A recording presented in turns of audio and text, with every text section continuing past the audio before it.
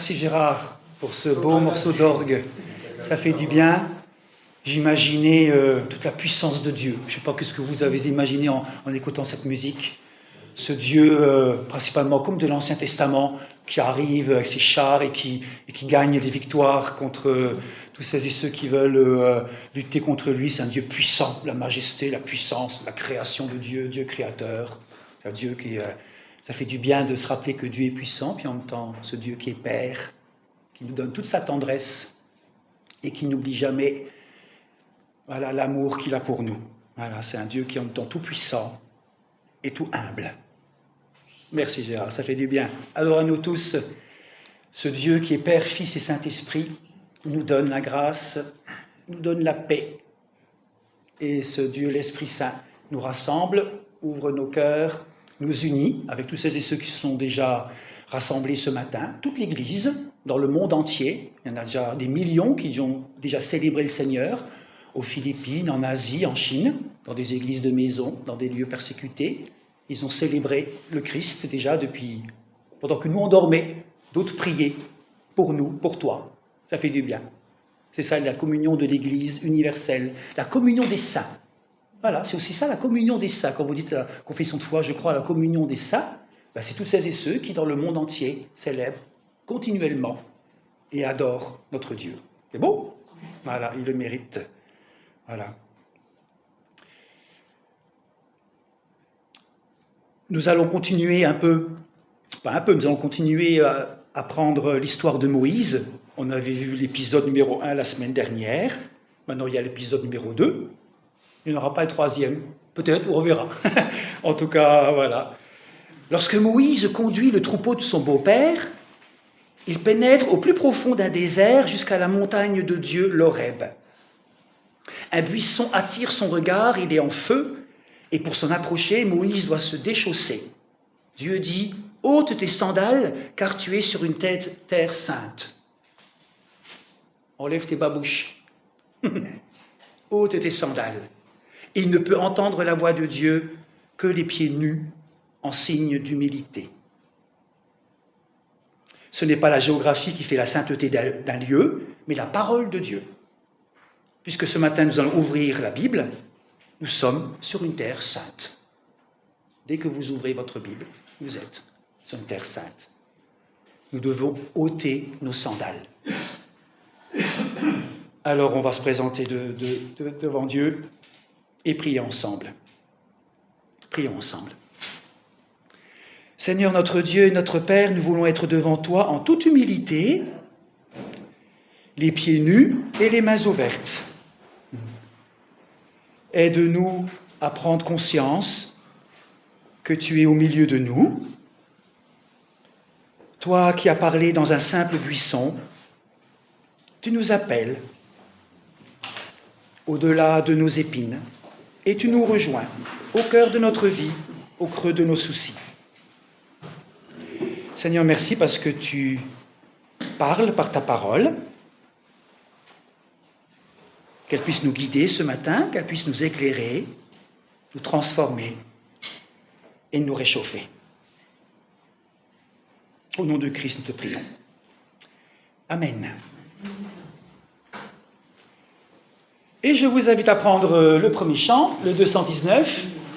Laisse-nous, Seigneur, entrer dans ta maison. Encore de la place. Bonjour à tous. Le 219. On peut se lever pour le chanter? Pour ceux qui peuvent. Voilà, sinon vous restez assis, il n'y a pas de problème. Voilà. Numéro 219.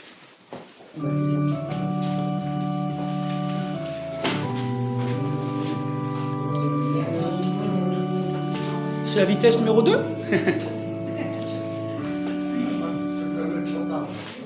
Laisse-nous, Seigneur, entrer dans ta maison. Laisse-nous venir chez toi. Laisse-nous, Seigneur, partager ta moisson. Laisse-nous chanter avec toi. Oula, c'est long. Alléluia.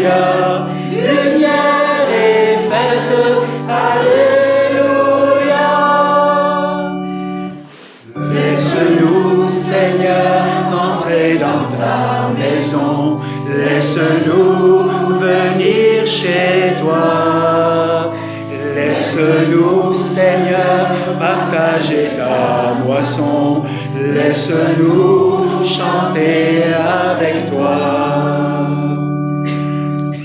Soleil de joie, alléluia, viens sur mon toit, alléluia.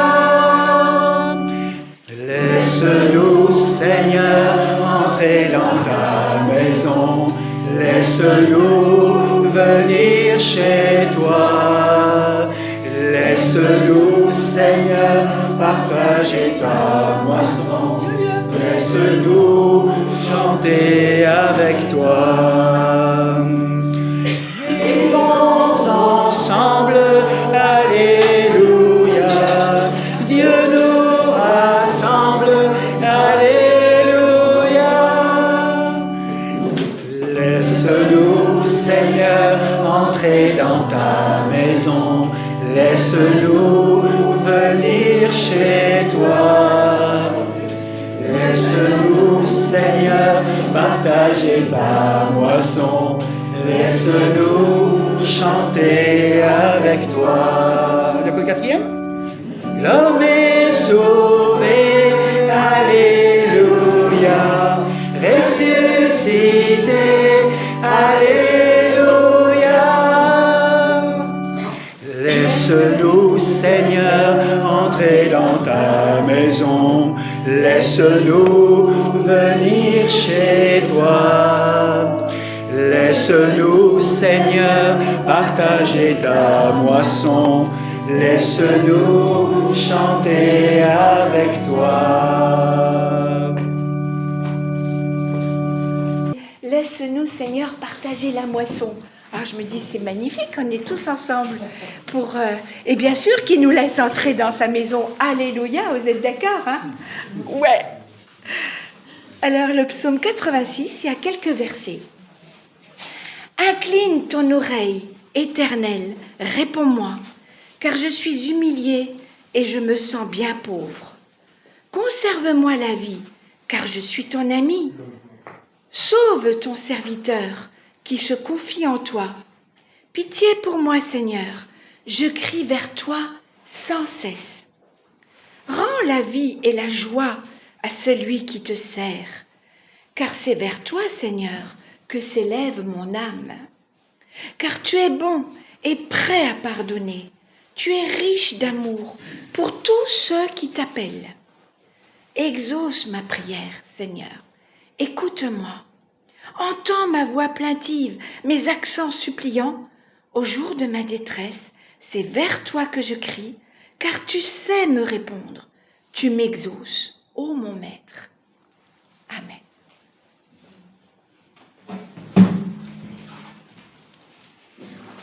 Il est bon de louer le Seigneur, numéro 73.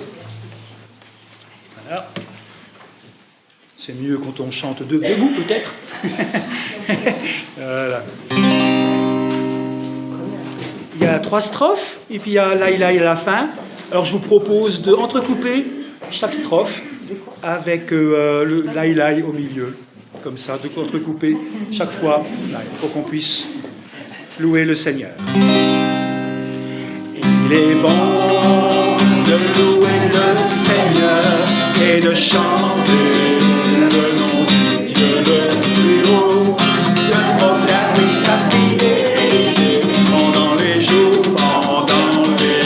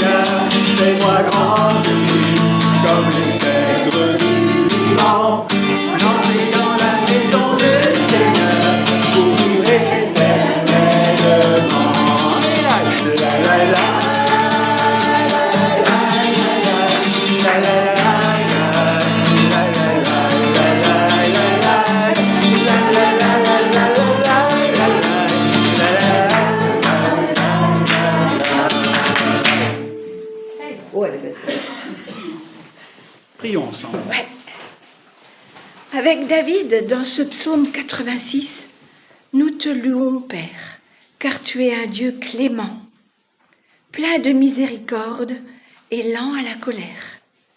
Oui, tu es riche en grâce et en fidélité.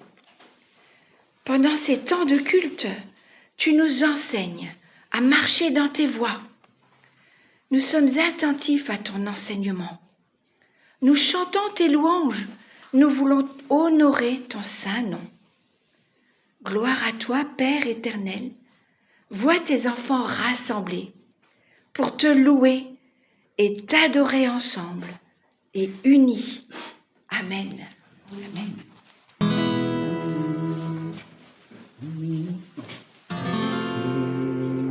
L'Éternel règne, il est majestueux. L'Éternel règne, il est saint de force. L'Éternel règne, il est sur son trône pour la durée des temps. Pour la durée des temps.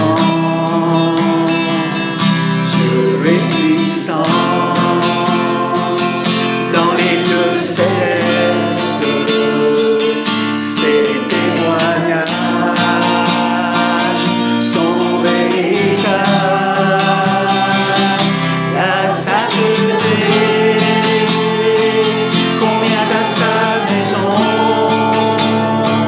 pour la durée des temps, pour la durée des temps.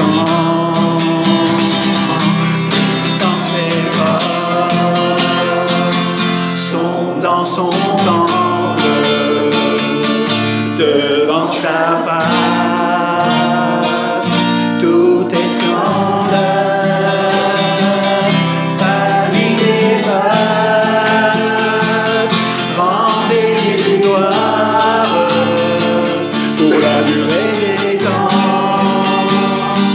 pour la durée des temps, pour la durée des temps. Nous t'adorons pour la durée des temps. Nous t'exaltons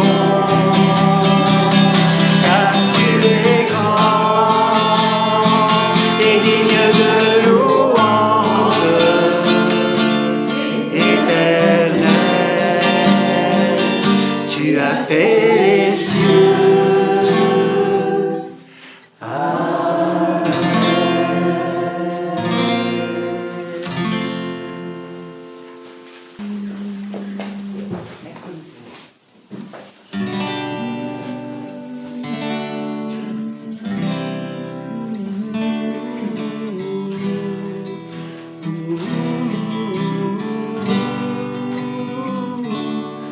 Oh, souffle, souffle de Dieu, nous t'accueillons, viens purifier nos cœurs. Oh, souffle, souffle de Dieu, nous t'accueillons, viens purifier nos cœurs. Rends-nous souples devant toi, à l'écoute de ta voix. Rends-nous sensibles à ton cœur,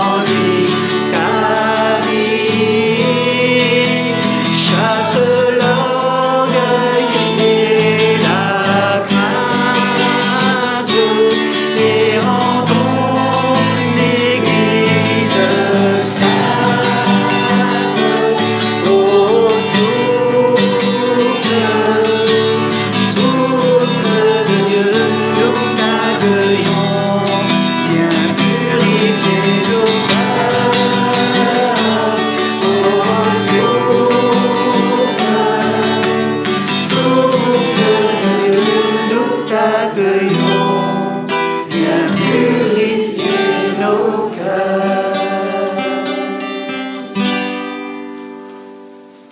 On peut rester debout, écouter deux versets qui vont nous aider dans 1 Jean, au chapitre 3. J'ai lu ça cette semaine. Je ne sais pas s'il y a un verset dans la Bible que vous avez lu cette semaine qui vous a marqué. Moi, pourtant je connais bien 1 Jean 3, mais ça m'a encouragé à vous le partager. 1 Jean 3, les versets 4 à 7. Tous ceux qui commettent les péchés luttent contre Dieu. En effet, commettre des péchés, c'est lutter contre Dieu. Vous le savez, Jésus-Christ est venu pour enlever les péchés, et en lui, il n'y a pas de péché. Tous ceux qui restent unis à lui ne commettent plus de péché. Tous ceux qui commettent des péchés ne voient pas Jésus-Christ, ils ne le connaissent pas non plus. Mes enfants, faites attention, ne vous laissez pas tromper. Si quelqu'un fait ce qui est juste, il est juste comme Jésus-Christ est juste. Et si quelqu'un commet des péchés, il appartient à l'esprit du mal, parce que l'esprit du mal est pécheur depuis le commencement. Pourquoi Jésus, le Fils de Dieu, est-il venu? Il est venu pour détruire les actions de l'esprit du mal. Si vous avez marre avec ce qui est mauvais en vous, demandez l'aide de Jésus. Et puis recevez son pardon. Recevez sa grâce. Il est venu pour cela, pour ceux qui se sentent malades, comme j'ai dit vendredi soir. On est tous malades. Physiquement, psychologiquement, spirituellement. Alors que Dieu mette ce pardon en vous, quand nous confessons à Dieu nos péchés, il est juste, fidèle, pour nous pardonner. Il te voit une personne nouvelle, un enfant nouveau. Tout ce qui est ancien est passé.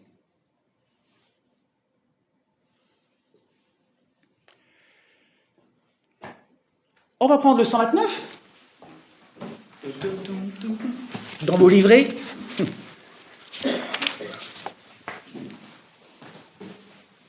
me suis dit un beau chant de joie qui vient du Congo, je crois. Beaucoup de chants de joie viennent de l'Afrique. Devinez pourquoi. Voilà. Vous le connaissez peut-être, je pense. Il n'y a personne qui soit comme Jésus. Il n'y a personne qui soit comme Jésus. Il n'y a personne qui soit comme Jésus. Il n'y a vraiment personne comme lui. On reprend? On reprend. Il n'y a personne qui soit comme Jésus. Il n'y a personne qui soit comme Jésus. Il n'y a personne qui soit comme Jésus. Il n'y a vraiment personne comme lui. J'ai marché, personne, j'ai tourné en rond, personne, j'ai fouillé,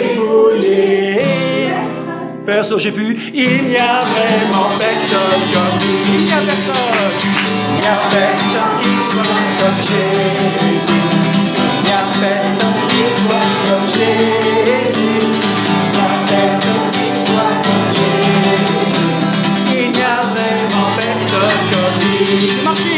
J'ai marché, personne, j'ai tourné en rond, personne, j'ai fouillé, il n'y a vraiment personne comme lui.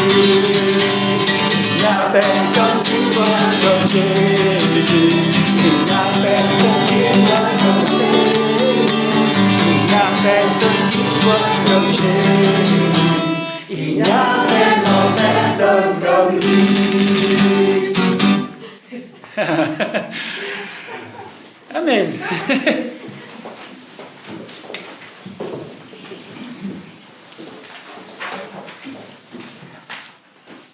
Alors, la semaine prochaine, donc, il y a les élections au niveau du conseil presbytéral de la paroisse. Et il y a 3 ans, il y a eu les élections.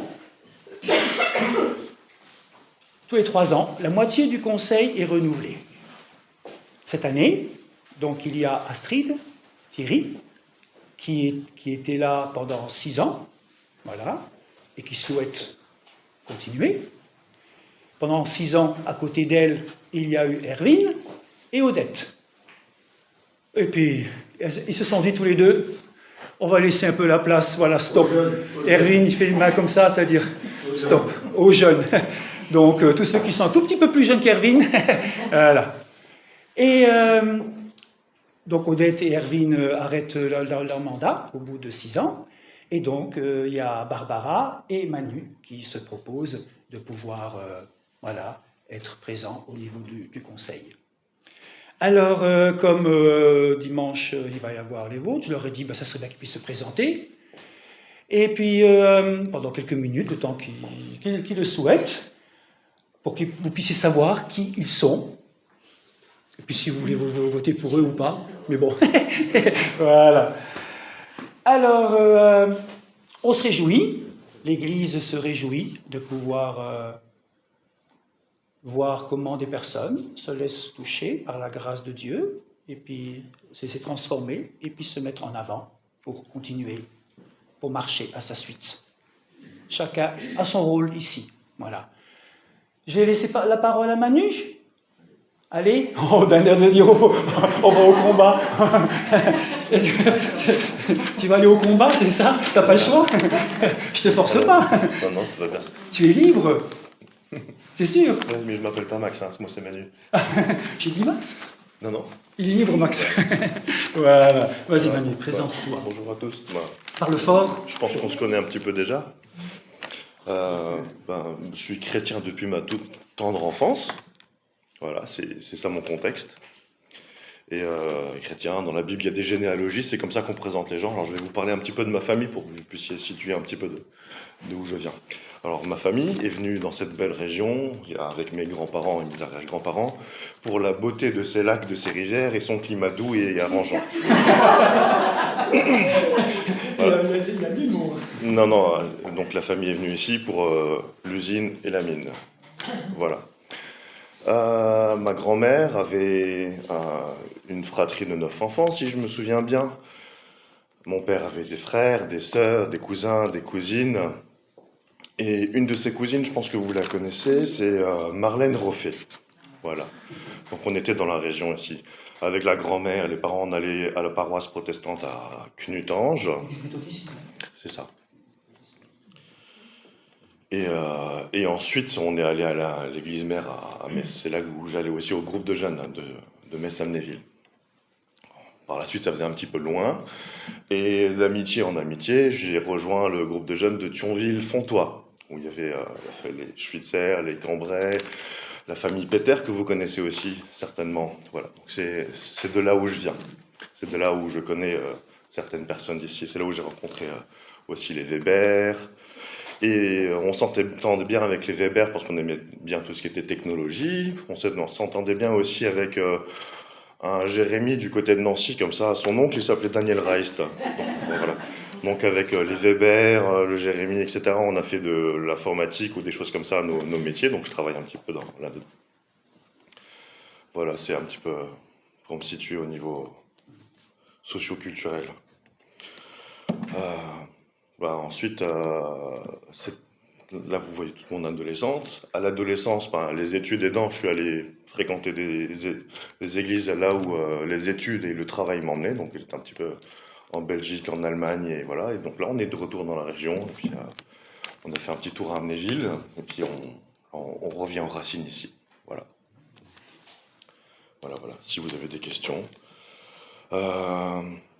Depuis tout jeune, j'étais élevé dans la foi chrétienne, et puis avec le chemin de vie, j'ai un esprit assez scientifique. Mon chemin de vie à moi, il a fait que confirmer les croyances là. Voilà. Donc j'ai 2 bras, 2 jambes, si ça peut servir. Oui, voilà. Merci, merci. Et il est musicien aussi. Il est entre autres musicien, il joue de la flûte. Et puis il connaît bien tout ce qui est la sonorisation. Il nous a sonorisé la célébration de vendredi soir, tout. Et entre autres, plusieurs compétences. Voilà. Merci Manu. Voilà, vous aurez l'occasion de discuter avec lui encore durant l'apéro. Barbara, je te laisse la parole à ta façon. À ma façon, effectivement. Voilà. J'ai pas eu envie de me présenter à travers ma profession, à travers ma généalogie. De toute façon, je viens de Frémin-Meurlebac, donc je connais personne d'ici. Et j'ai déjà eu l'occasion un petit peu de me présenter quand j'ai fait ma profession de foi il y a 2 ans de cela. Et au final, je trouve que ma profession, mes centres d'intérêt, c'est une représentation un petit peu biaisée de la personne que je suis. Et j'ai préféré faire un portrait chinois chrétien. Alors, si j'étais un disciple de Jésus, eh bien, je serais Matthieu sans hésiter. Pourquoi? Parce que lui a tout quitté pour Jésus, un seul regard et il a renoncé à sa vie, sans possibilité de retour. Un regard et il s'est senti accepté et aimé. Comme lui, j'ai vécu tout cela, je l'ai ressenti quand un jour j'ai vu une porte ouverte ici et que je me suis arrêtée. Bon, moi par contre, il m'a fallu plusieurs regards, parce que je suis un petit peu un moteur diesel, je comprends très très lentement, il faut que ça chauffe avant que ça monte. Il m'a fallu plusieurs signes avant de comprendre. Si j'étais un passage de la Bible, ben forcément je serais le sermon sur la montagne, hein, dans l'évangile de Matthieu. J'arrête pas de casser la tête à Daniel avec ce passage. Pourquoi? Ben parce que moi je trouve qu'il délivre vraiment un message de libération, de sérénité, de foi, de conviction. À chaque fois que je le lis, j'ai l'impression de le découvrir pour la première fois. Il nous guide, il nous autorise à nous interroger dans nos contradictions pour devenir meilleurs. Pour moi, ce sermon nous fait briller, lumière du monde que nous sommes, pour reprendre les mots, parce qu'il nous conforte dans notre mission de chrétiens, nous, le sel de la terre. Si j'étais un verset de la Bible, je serais le verset 1 du chapitre 11 de la lettre aux Hébreux. Mettre sa foi en Dieu, c'est être sûr de ce que l'on espère, c'est être convaincu de la réalité qu'on ne voit pas. Alors, pourquoi ce verset? Parce qu'aujourd'hui, j'ai décidé de m'en remettre à lui. Alors, c'est un sacré exercice, hein. Ça fait des années que je travaille sur le lâcher-prise, j'y suis jamais arrivée. Et là, depuis que j'ai décidé de mettre ma confiance en Dieu, ben, tout va mieux. J'ai l'impression que c'est beaucoup plus fluide dans ma vie. C'est pas évident. Il faut un sacré courage, mais on y arrive. C'est pour reprendre les mots qu'on me dit très souvent, Dieu pourvoit à tous nos besoins. Si j'étais un membre du conseil presbytéral, je serais Marie-Thérèse pour sa douceur. Je serais Marlène pour sa gentillesse et alors pour sa voix angélique. Je suis d'une jalousie. Je sais, c'est pas bien, mais le Seigneur me pardonne. Micheline pour sa voix de vivre et ses chorés du tonnerre. Elle nous fait des chorégraphies, c'est génial. Astrid pour sa bonté, Manu pour sa sympathie et puis pour son don musical, je suis jalouse aussi. Et Daniel pour sa patience et son impartialité. Et il en fallait avec moi, de la patience. Et t'en as eu. Et enfin, si j'étais une mission en tant que conseiller presbytéral, ben, ce serait celle de dynamiser notre paroisse, de répandre la parole de Dieu, d'évangéliser, parce que vraiment, en ces temps de déchristianisation, il devient nécessaire et vraiment urgent de redonner sa place à notre Seigneur. Et ça, je m'y engage fermement. Merci. Être à l'écoute au travers de cette prière. Prions. Seigneur, auprès de toi, nous trouvons le calme. Nous en avons besoin avec toute l'agitation qu'on montre sur les écrans. Seigneur, auprès de toi, nous trouvons la lumière, comme celle d'aujourd'hui d'ailleurs. Nous en avons besoin au cœur de nos ténèbres. Nous sommes là pour écouter ta parole et puiser des forces pour aujourd'hui, demain et tous les jours que tu nous donnes de vivre. Parle-nous, nous t'écoutons. Amen. Voilà, et nous lisons le premier texte. Exode 3, versets 10 à 14. L'Éternel dit à Moïse, « Maintenant va, je t'envoie vers le Pharaon. Fais sortir d'Égypte mon peuple, les Israélites. » Moïse dit à Dieu, « Qui suis-je pour aller vers le Pharaon et pour faire sortir d'Égypte les Israélites ?» Dieu dit, « Je suis avec toi, et voici quel sera pour toi le signe que c'est moi qui t'envoie. Quand tu auras fait sortir d'Égypte le peuple, vous rendrez un culte à Dieu sur cette montagne. » Moïse dit à Dieu, « J'irai donc vers les Israélites et je leur dirai, « Le Dieu de vos pères m'a envoyé vers vous. » Mais s'ils me demandent quel est son nom, que leur répondrai-je? Dieu dit à Moïse, « Je suis celui qui suis. » Et il ajouta, « C'est ainsi que tu répondras aux Israélites. Celui qui s'appelle Je suis m'a envoyé vers vous.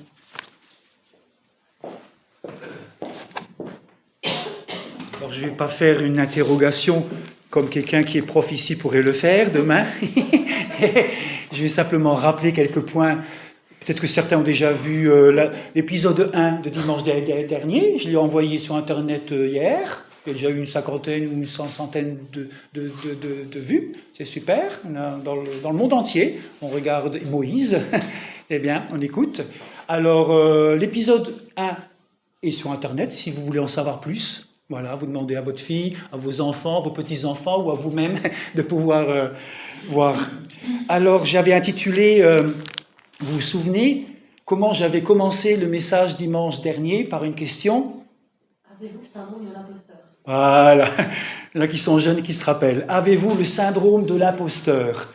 C'est-à-dire que de ne pas se sentir digne, de ne pas se sentir à la hauteur de la mission, parce que on est comme on est, et puis on se dit, mais punaise, pourquoi tu m'envoies? Regarde ce que je fais.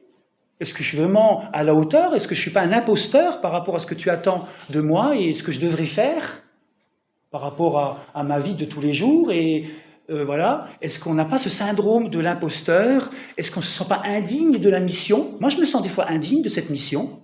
Et vous? Alors, bienvenue, parce que c'est comme Moïse. Vous allez voir que les prophètes restent profondément humains. Quelqu'un a marqué ça comme commentaire.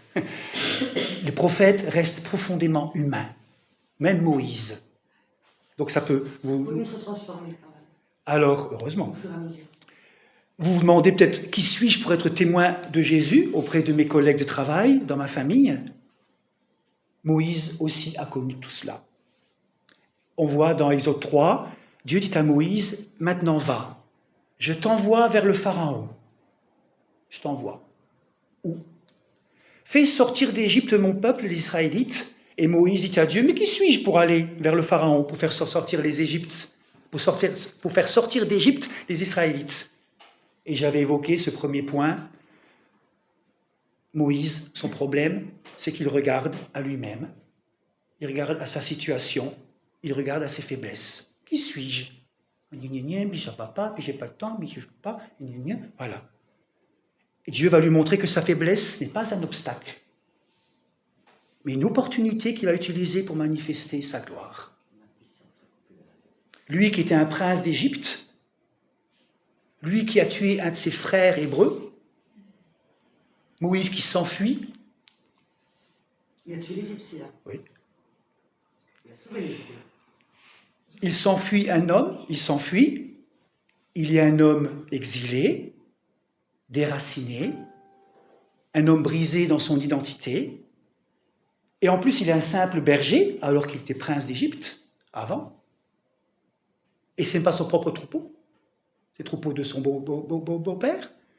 Voyez comment il dégringole, on pourrait dire, humainement, il dégringole. Est-ce qu'il a raté sa vie? Et pourtant, dans cette mission, Dieu l'appelle. Et je disais dimanche, Dieu n'appelle pas des gens fiers et sûrs d'eux-mêmes. Il appelle souvent des gens brisés. Alors ne t'étonne pas si Dieu te fait passer dans ta vie par des épreuves, par le brisement, par des périodes de désert. Regardez Paul et autres. Tes limites et tes manquements ne sont pas les limites pour Dieu. Voilà. Tes limites, tes manquements ne sont pas des limites pour Dieu. Au contraire, il va s'en servir pour se glorifier dans ta faiblesse. Simplement, il faut que tu te souviennes que c'est Dieu qui t'envoie. Je suis trop petit, je suis au collège. Être chrétien en ce moment, c'est difficile, oui. Pas facile de pouvoir dire les choses. Et pourtant, c'est Dieu qui nous envoie. À nous de compter humblement sur lui et de ne pas oublier que c'est le grand « je suis ». J'avais mis les deux thèmes. Le grand « je suis » nous envoie. De sorte que les hommes, n'oublie pas que le grand « je suis » n'envoie dans sa moisson qu'une sorte d'hommes et de femmes, ceux dont l'orgueil a été brisé, et ceux qui s'appuient entièrement dans leur faiblesse. Ceux qui s'appuient sur Dieu, sur sa présence. Voilà un peu le premier point. Moïse regarde un peu à lui-même et Dieu lui dit, je vois tes faiblesses et je suis avec toi. Et ensuite, Dieu dit à Moïse de regarder à lui. Regarde, je suis celui qui est. Je suis. Le grand je suis. Il est là, il est présent. Ce grand je suis veut entrer en relation avec toi, il veut être ton Dieu, un Dieu de relation, toujours avec toi, même si tu ne le sens pas. Ce grand Dieu est avec nous, il est pleinement présent pour nous. Est-ce que nous sommes présents pour lui? Ça, c'était le deuxième point. Ne regarde pas tes faiblesses. Dieu dit, regarde à moi, je suis le grand je suis. C'est moi qui t'envoie. Et donc, il n'y a pas de problème d'être un imposteur, puisque c'est Dieu qui nous envoie avec sa force. Et en se laissant transformer, Moïse va accomplir les choses. Et le troisième point que j'aimerais vous laisser, le premier point, Dieu dit à Moïse, regarde pas ta faiblesse. Le deuxième, Dieu dit, regarde à qui je suis. Le troisième point, Dieu va inviter Moïse à regarder à la souffrance de ceux vers qui il l'envoie. Dieu va inviter Moïse à regarder à la souffrance de ceux vers qui il l'envoie. On va lire dans Exode 3, les versets 7 à 10. Et vous allez voir comment Dieu parle à Moïse et l'encourage à regarder. L'Éternel dit, j'ai bien vu la misère de mon peuple qui est en Égypte, et j'ai entendu son cri à cause de ses oppresseurs, car je connais ses douleurs. Je suis descendu pour le délivrer de la main des Égyptiens et pour le faire monter de ce pays dans un bon et vaste pays, dans un pays découlant de lait et de miel, dans la région où habitent les Cananéens, les Hittites, les Amoréens, les Phérésiens, les Héviens et les Yébousiens. Maintenant, le cri des Israélites est venu jusqu'à moi, et j'ai vu l'oppression que leur font subir les Égyptiens. Maintenant, va, je t'envoie vers le Pharaon. Fais sortir d'Égypte mon peuple, les Israélites.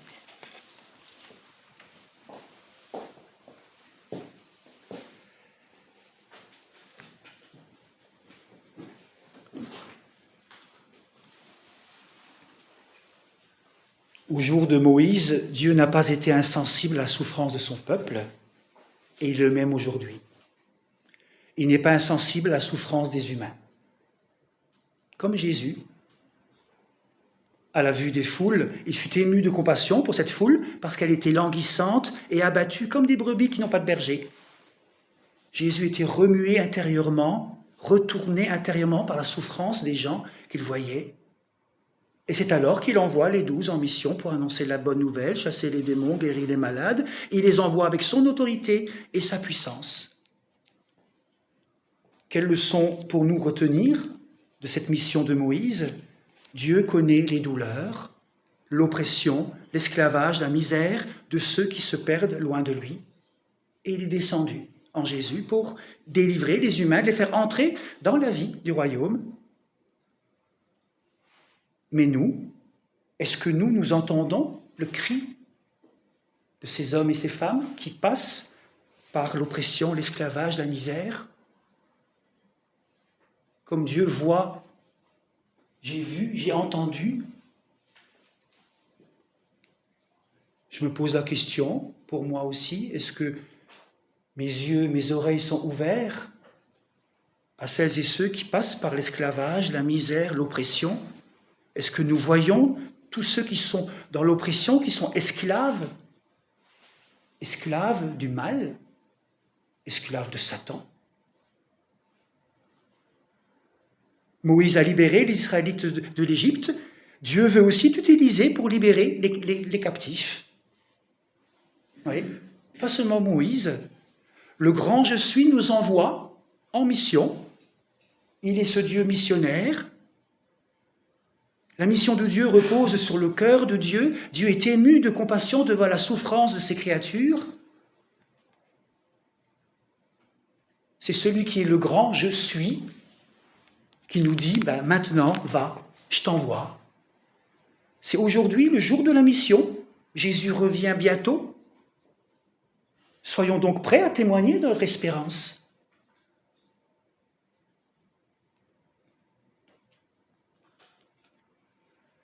Dieu voit, entend la souffrance. Approchons-nous de lui pour qu'on puisse être travaillé dans notre cœur, comme Moïse a été travaillé, que notre cœur dur soit malaxé, soit attendri.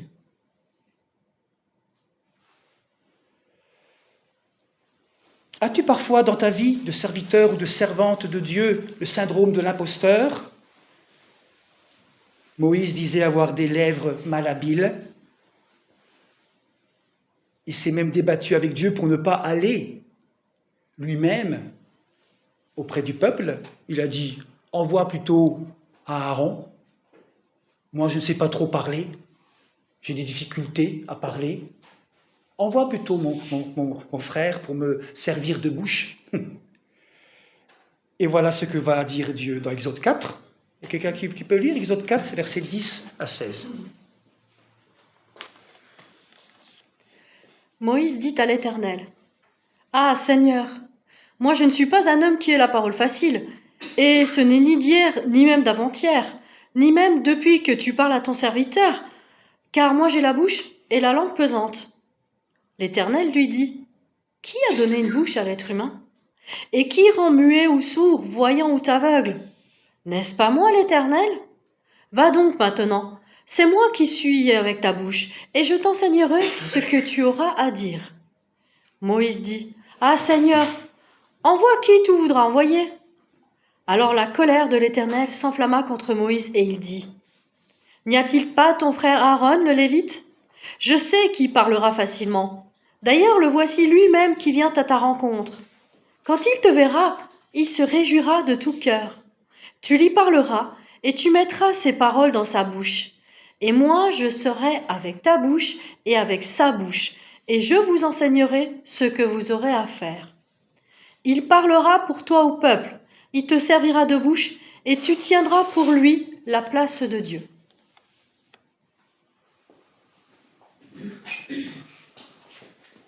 Envoie plutôt quelqu'un d'autre, envoie mon frère. Ouais. Oh, les autres peuvent le faire. Les membres du conseil peuvent le faire. Non, voilà, c'est Dieu nous appelle à dire moi. C'est moi qui t'envoie. Et on n'est pas seul. C'est pas Aaron qui va parler au travers de nous, mais c'est l'Esprit de Dieu, heureusement.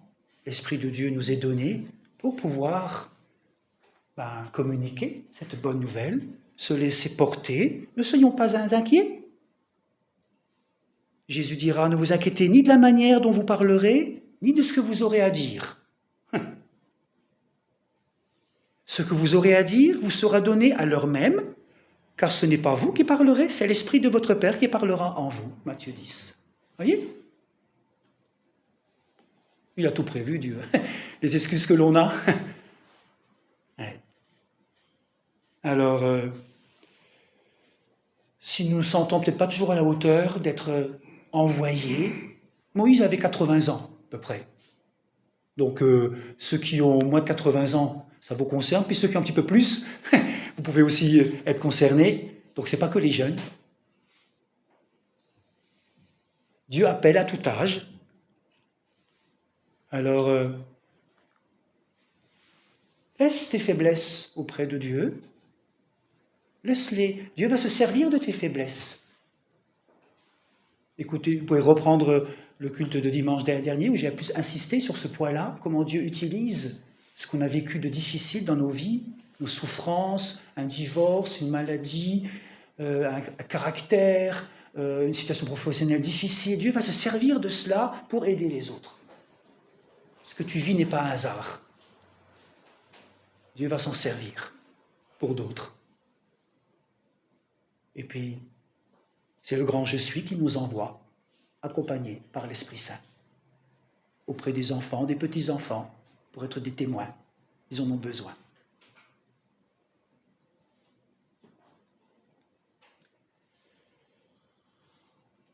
Je vous invite à la prière. Seigneur, merci pour cet encouragement que tu nous donnes dans ta parole. C'est vrai que Moïse est comme nous. Et puis il s'est laissé transformer, il s'est laissé pousser par toi. Alors, te prions que cette parole continue à œuvrer en nous, aujourd'hui, demain, durant tout le temps qui est nécessaire. Nous savons que ta parole ne vient pas à toi, ne revient pas à toi sans avoir accompli son effet en nous. Alors agis. Montre-nous ce que tu attends de nous, dans nos faiblesses, dans cette confiance, de voir que tu t'occupes de celles et ceux qui souffrent, et tu nous envoies vers elles. Tu as entendu et tu as vu. Tu vois ce monde. Au nom de Jésus-Christ, nous te remercions. Et permets-nous d'accomplir ta parole durant cette semaine. Que l'on puisse la vivre, tout ce qu'on aura peut-être pu entendre. Au nom de Jésus, nous te prions. Amen.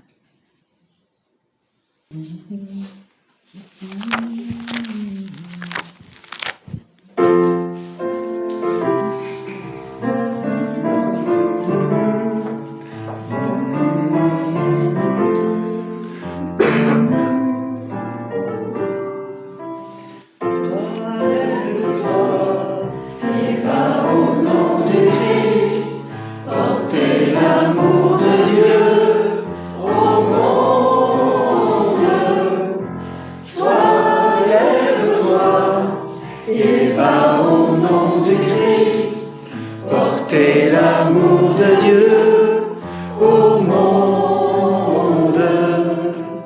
Toi, donne-toi au Seigneur de la vie, et tu seras lumière du monde. Toi, donne-toi au Seigneur de la vie, et tu seras lumière du monde. Toi, ouvre-toi au souffle de l'Esprit, lumière et renouveau du monde. Toi, ouvre-toi au souffle de l'Esprit, lumière et renouveau du monde. La quatrième, toi, lève-toi, joyeux à témoigner que Jésus est Seigneur du monde. Toi, lève-toi, joyeux à témoigner que Jésus est Seigneur du monde.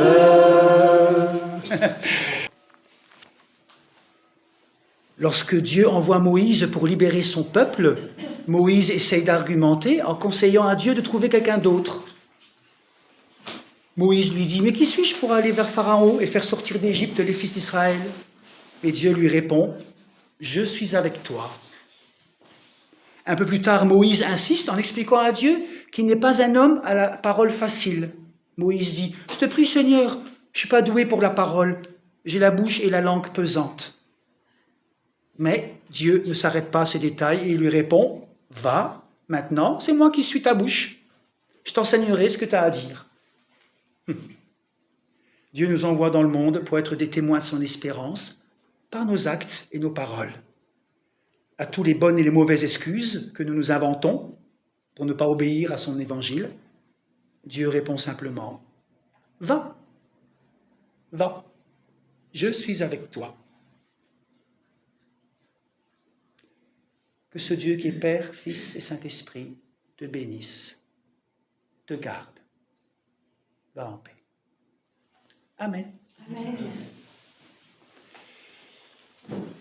Et le 540, allez-vous-en sur les places de Hayange. Voilà, allez-vous-en sur les places et sur les marchés. Bah c'est bien ça, allez-vous-en sur les places. Ah bah ça c'est bien. Au lieu de mettre sur les parvis, on peut aller sur les marchés. Ah, ça me... La première et la troisième strophe. Non, attends, on écoute. On va voir, ouais, ça va partir.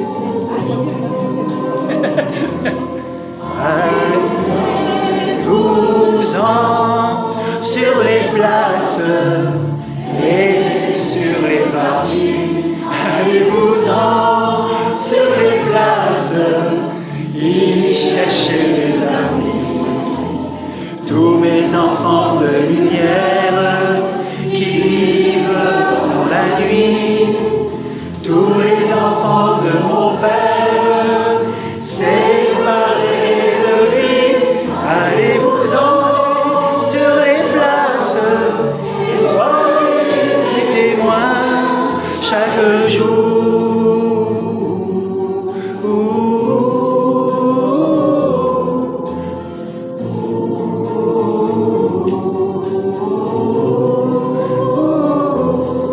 En quittant cette terre, je vous ai laissé. Un peu plus fort. Un message de lumière. Tu vas monter plus bas.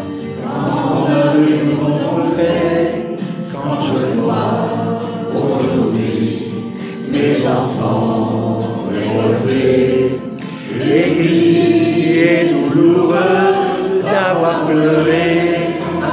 Allez-vous-en sur les places et sur les marchés. Allez-vous-en sur les places y chercher les amis. Tous les enfants de mon Père qui vivent dans la nuit, tous les enfants de mon Père séparés de lui, allez-vous-en sur les places et soyez les témoins chaque jour.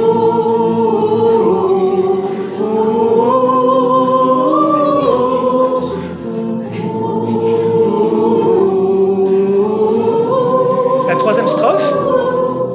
En quittant cette terre, je vous avais dit, aimez-vous comme des frères. M'avez-vous obéi quand je vois aujourd'hui les enfants torturés, sans amis, sans espoir, abandonnés. Allez-vous-en sur les places et sur les marchés. Allez-vous-en sur les places et cherchez les amis. Tous les enfants de lumière qui vivent dans la nuit, tous les enfants de mon Père séparés de lui, allez-vous-en sur les places et soyez les témoins chaque jour.